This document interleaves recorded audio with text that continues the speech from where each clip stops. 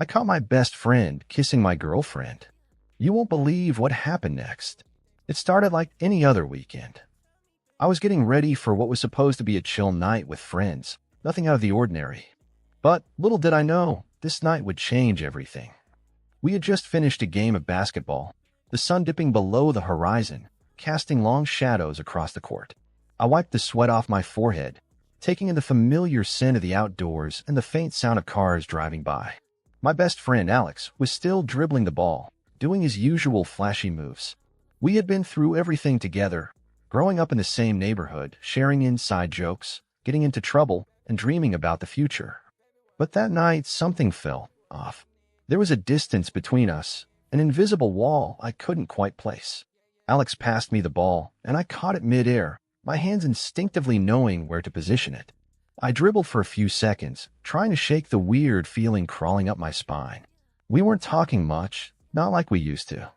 The competitive energy was still there, but the camaraderie, the brotherhood we used to share, felt like it was fading. "Hey man," I said, trying to break the silence. "You good?" Alex didn't respond right away. He dribbled again, faster this time, as if avoiding my eyes. Finally, he stopped, standing still on the court, staring down at the ball in his hands. It was like he had something on his mind but wasn't sure how to say it. I waited. There was something wrong. I could feel it in my gut. My heart beat a little faster. The air seemed thicker somehow. "Yeah, I'm good," Alex said, his voice a little too flat. "Just thinking about stuff." I nodded, but I didn't buy it. I knew him better than that. We didn't keep secrets from each other. Not for long, anyway. But I let it go. Maybe I was just being paranoid. Alex had been my best friend for years, after all. What could possibly go wrong? That's when I saw her, Lena, my girlfriend. She was standing by the side of the court, watching us. She looked good as always. Blonde hair, green eyes, and a smile that made me forget about everything else. But when she saw me looking at her, her smile faded just a little, almost imperceptibly. She waved, and I waved back, but something about her expression, it made my stomach turn. It was like she was hiding something, too. It was a fleeting thought, but I couldn't shake it. As I walked over to her, Alex tossed the ball to the side and started walking toward the parking lot, his hands jammed into his pockets. There was no high five or even a word of goodbye, which was strange. Normally, we would have joked around a little before heading our separate ways. But tonight was different. He didn't even look back. I didn't think much of it at the time, figuring maybe he was just in a mood. But looking back now, I should have seen the signs. That was the first moment I should have questioned everything. Lena and I talked for a while, but my mind wasn't fully on the conversation. I kept glancing over at Alex, watching as he got into his car and drove off, the engine revving as he sped down the road. Something about the way he left felt wrong. The rest of the night went by in a blur. We grabbed a drink at a nearby bar, Lena and I, but I couldn't shake the feeling that something was lurking beneath the surface. I wanted to tell Lena how I was feeling, to ask her about the weird vibe I had been getting, but I didn't. I convinced myself I was overthinking things, letting my mind run wild. But the next morning, everything changed. I woke up to a text from Alex. Just a simple message: "We need to talk." I was groggy, the sleep still hanging over me, but that one sentence sent a chill straight through me. Alex never said that unless it was serious. The last time he'd said those words, we were 16, and I had just gotten in trouble with the law. I had never felt fear like that before. I quickly grabbed my phone and texted him back, but before I could even send a reply, I saw the notification from Lena. It was a picture. A photo of her and Alex together, kissing. My stomach dropped. Everything around me felt like it was spinning, like I had just stepped off a cliff and was falling into a black hole. I didn't know how to react. My fingers hovered over the phone screen, paralyzed. The silence in my apartment felt suffocating, the air thick with the weight of what I had just seen. I stared at that picture for what felt like an eternity, each second more suffocating than the last. It was like a punch to the gut. I had never imagined something like this. Alex, Lena, together. It didn't make sense. Then my phone buzzed again. It was a message from Alex. "We need to talk, man. Meet me at the usual spot." I didn't know what to do. I didn't know how to feel. Everything was crashing down around me, and I was just stuck. I grabbed my jacket and left my apartment. I had to face Alex. I had to hear what he had to say. But deep down, I already knew. The betrayal had already cut me deep, even before I'd heard his side of the story. I don't know what I was expecting, but when I pulled up to the usual spot, an old abandoned parking lot near the edge of town, it hit me. The place where Alex and I used to meet up after school, where we would talk about everything, no matter how ridiculous or serious it was. It had always been our sanctuary, a place for honesty, for unfiltered truth. But tonight, it felt like I was walking into a war zone. I could already feel the tension in the air, thick and suffocating. Alex's car was parked in the far corner, headlights still on, the engine running as though he had been waiting for me. I swallowed hard, my hand shaking as I gripped the door handle. I stepped out, my feet heavy on the ground, like I was walking toward the inevitable. The sound of my shoes against the cracked asphalt was the only thing I could hear as I approached Alex's car. He was sitting inside, the dim light from his dashboard casting shadows across his face. He didn't look at me as I approached. He just stared straight ahead, his jaw clenched. I stood there for a moment, unsure of what to say. The image of Lena and Alex together, the kiss, it kept replaying in my mind, like a loop I couldn't escape. "Alex," I said, my voice surprisingly steady despite the storm of emotions inside me. "What the hell is going on?" He sighed, running a hand through his messy hair before finally turning to face me.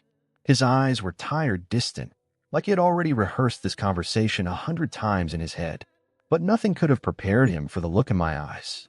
The betrayal, confusion, the anger. "You saw the picture," he said flatly, his tone cold. "I didn't want you to find out like this. But it happened, man." I felt like I had been slapped across the face. It was all too surreal. This wasn't just a mistake or some random fling. This was Lena, my girlfriend, the woman I had trusted with everything. And Alex, my best friend, my brother in so many ways. "How long?" I asked, my voice barely above a whisper, but it cut through the air like a knife. He hesitated, looking down at his hands, and I could see the guilt written all over him. But then he met my eyes, and it felt like he was looking through me. "About 3 months," he finally admitted, his voice quiet. "We never meant for it to happen. It just did. I'm sorry, man. I really am. 3 months." It was like a punch to the gut. I felt dizzy, like the world was spinning too fast, like I couldn't catch my breath. 3 months. I repeated, disbelief in my voice. "You've been seeing her behind my back for 3 months? And you didn't think to tell me?" He flinched at the harshness of my words, but I didn't care. I needed to know. I needed to understand how this had all happened. "I didn't know how to tell you," he said, his voice breaking slightly. "I didn't want to hurt you, man. You're my best friend. But she and we've always had a connection, and over time, it just turned into something else." His words were like a blur, swirling around in my head. Always had a connection. What did that even mean? I couldn't make sense of it. I had always trusted Alex. He was the one person I thought would never betray me. And Lena, we had been planning our future together. We were going to take the next step, move in together, maybe even get married someday. I took a step back, my hands balling into fists. I couldn't keep standing there, staring at him, hearing him try to justify everything. My chest was tight, and the anger I had been holding in for so long was bubbling to the surface. I didn't know if I wanted to punch something or just disappear. "How could you do this to me?" I asked, my voice cracking. "After everything. After all we've been through. You're my best friend, Alex. I trusted you. And Lena, she was supposed to be the one. The one I could count on." Alex's face softened, his eyes filled with regret, but it did nothing to ease the pain. His words felt hollow. "I never wanted to hurt you," he said, his voice barely a whisper. "I swear I didn't. But you need to understand, I didn't just fall for her like that. It wasn't planned. It wasn't a game. Then what was it?" I shot back, my frustration turning into rage. Was it worth it? Was it worth ruining everything we had? For a moment, there was silence between us. The only sound was the hum of the car engine and the distant rustling of the wind. I wanted to scream. I wanted to break something. But all I could do was stand there, numb, waiting for the answer I knew I wouldn't get. Finally, Alex spoke again, his voice low, and filled with a sort of vulnerability I had never heard from him before. "I don't expect you to forgive me, man," he said, his voice trembling. I'm sorry. I don't know what else to say. I didn't say anything. I couldn't. The weight of everything he had just said was suffocating. There's no way to go back from this. The friendship, the trust, the bond we had, it was shattered. Gone. I turned and started walking away, my mind racing, trying to process what had just happened. But as I reached my car, I heard Alex call out to me. "Wait, man. Please don't leave like this. We can talk more. We can figure it out." But I didn't turn around. I couldn't. The anger, the betrayal, it was too much. And as I got into my car and drove off into the night, I couldn't help but wonder if this was the last time I'd ever see my best friend. And Lena, what was I supposed to do with her now? The woman I thought I loved. The woman I thought would never hurt me. Everything felt like a lie. I didn't go home right away. I couldn't. My mind was a mess, my thoughts jumbled in a whirlwind of anger, confusion, and heartbreak. I drove aimlessly through the streets, barely aware of where I was going. It was like I was stuck in some sort of haze, everything moving in slow motion as I tried to make sense of what had just happened. I needed to talk to someone. I needed answers, not just from Alex, but from Lena too. How long had she known? Did she feel guilty? Was it just some twisted fling? Or did she actually have feelings for him? My stomach churned at the thought. I didn't want to go home, so I pulled into the parking lot of a small cafe that stayed open late. I sat in my car for a while, staring at the glowing sign, wondering if it would help to talk to a stranger, someone who didn't know me, someone who couldn't judge me. But I knew deep down I wasn't looking for a random person's advice. I needed to face Lena. I took a deep breath, wiped my face with my hands, and made the decision. I would go to her apartment. I had to know the truth. I had to hear it from her, even if it tore me apart. When I arrived, her building looked the same as always, quiet, almost peaceful, like nothing had changed. But everything had changed. The moment I stepped inside the lobby, I felt the weight of it all pressing down on me, like the walls were closing in. I didn't knock. I just rang the doorbell and waited. The seconds felt like hours, each one stretching on and on as I stood there, anxiety creeping up my spine. Finally, the door creaked open. Lena stood there, her face pale, eyes red. She had been crying. "Hey," she said softly, voice shaky. "We need to talk." I didn't say anything. I just stepped inside, my heart pounding in my chest. The moment I crossed the threshold, I felt like everything was different. The apartment that used to feel so comfortable now felt cold, foreign. She closed the door behind me, and for a moment, neither of us spoke. I could feel her eyes on me, like she was waiting for me to say something, but I didn't know what. What could I even say?